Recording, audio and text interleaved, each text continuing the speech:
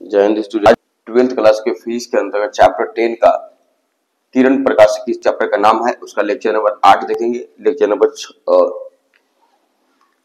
8 नहीं 7 है, sorry, lecture number 7 है। लेक्चर नंबर 7 हम लोग देखेंगे, ठीक है। 6 तक पीछे लेक्चर बना हुआ है, देख लीजिए। ठीक है, समतल तरंगाग्र का परावर्तन तथा अपवर्तन। ठीक है, तरंगाग्र के परावर्तन तथा अपवर्तन के बाद उसकी प्रकृति का विवेचना। अगर तरंगाग्र अगर परावर्तन होगा चाहे उसका अपवर्तन होगा तो उसका प्रकृति क्या होगा, किस टाइप का होगा, उसके बारे में देखेंगे। अगर प्रिज्म से कोई तरंगाग्र निकलता है तो कैसा होगा, आप देख सकते हैं। कोई तरंगाग्र प्रिज्म से निकल, समतल तरंगाग्र प्रिज्म से निकलेगा तो समतल ही रहेगा।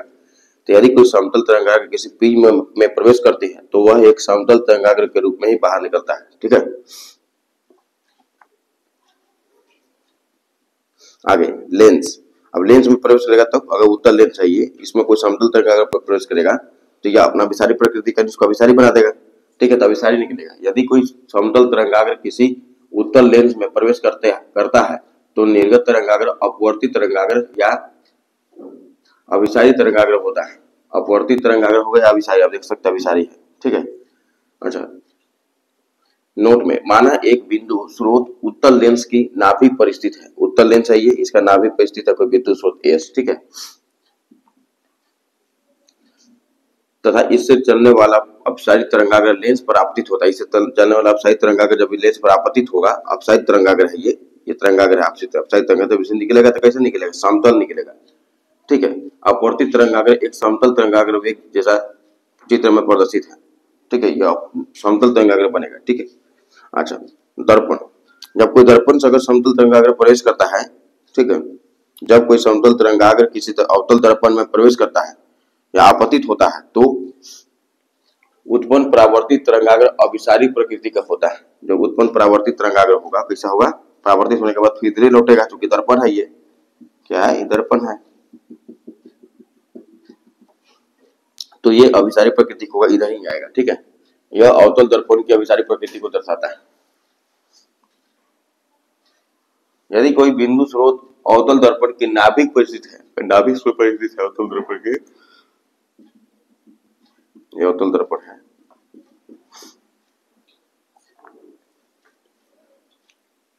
तो अपसारित गोलीय तरंगाग्र अवतल दर्पण पर आपतित होता है। परावर्तित तरंगाग्र समतल तरंगाग्र चित्र में समतल तरंगाग्र हुआ जैसा कि चित्र में प्रदर्शित है। जब यह विद्युत स्रोत यहाँ है, इसे जब तरंगे निकलेंगी, यहाँ से जब अपवर्तित तरंगाग्र यहाँ से प्रवेश इसमें करेगा, ठीक है, तो इसे यहाँ से निकल के इसे जब टकराएगा तो यह परावर्तन के बाद एक समतल तरंगाग्र के रूप में बाहर आएगा। ठीक है, अब देखिए क्वेश्चन दिया हुआ है कि समतल तरंगाग्र बनता है। समतल तरंगाग्र कब बनता है, प्रकाश के विस्तृत स्रोत द्वारा। प्रकाश का बिंदु स्रोत होता है ना, तो गोलीय तरंगाग्र बनाता है। कैसे बनाता है, गोलीय तरंगाग्र बनता है। ठीक है,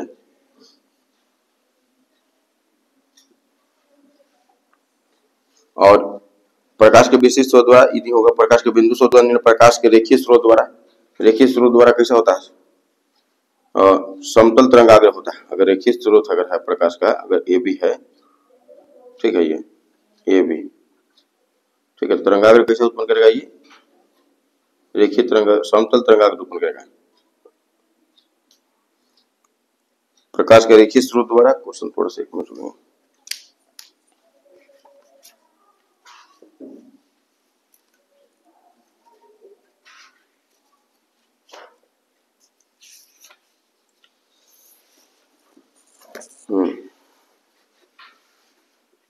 समतल तरंगाग्र बनता है, ठीक, ए में प्रकाश के स्रोत द्वारा, बी में है प्रकाश के बिंदु स्रोत द्वारा।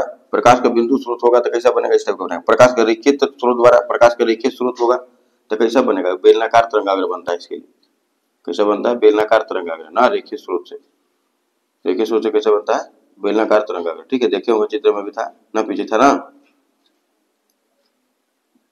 ठीक है, तो ये भी नहीं होगा, ये भी नहीं हुआ था ये पीछे। ठीक है, प्रकाश के किसी भी स्रोत द्वारा अनंत पर, प्रकाश का कोई भी स्रोत होगा, उसका चाहे बिंदु स्रोत हो चाहे रेखित स्रोत हो, कुछ भी होगे, अब वो अनंत पर हम बात करेंगे तो हमारा ये ऑप्शन नंबर डी हो जाएगा, समतल तरंगाग्र बनेगा। ठीक है,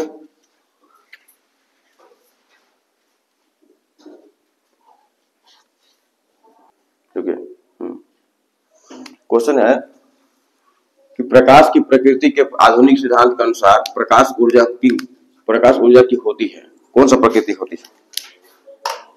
प्रकाश ऊर्जा की होती है कणीय, केवल तरंग प्रकृति, केवल तरंग प्रकृति नहीं होगा, केवल कणीय प्रकृति भी नहीं होगा, तरंग और कणीय दोनों प्रकृति का होगा। ठीक है, कणीय प्रकृति के बारे में न्यूटन ने बताया था और तरंग प्रकृति के बारे में हाइगेन ने बताया था। ठीक है, कौन सा तथ्य प्रकाश के हाइगेन के तरंग सिद्धांत के द्वारा व्यक्त नहीं किया जा सकता? तो विवर्तन हो सकता है, व्यतिकरण हो सकता है, ध्रुवन भी हो सकता है, लेकिन प्रकाश वैद्युत प्रभाव जो है आइंस्टीन के द्वारा दिया गया था, आइंस्टीन। ठीक है, तो इसका आंसर डी हो जाएगा, इससे संबंधित है।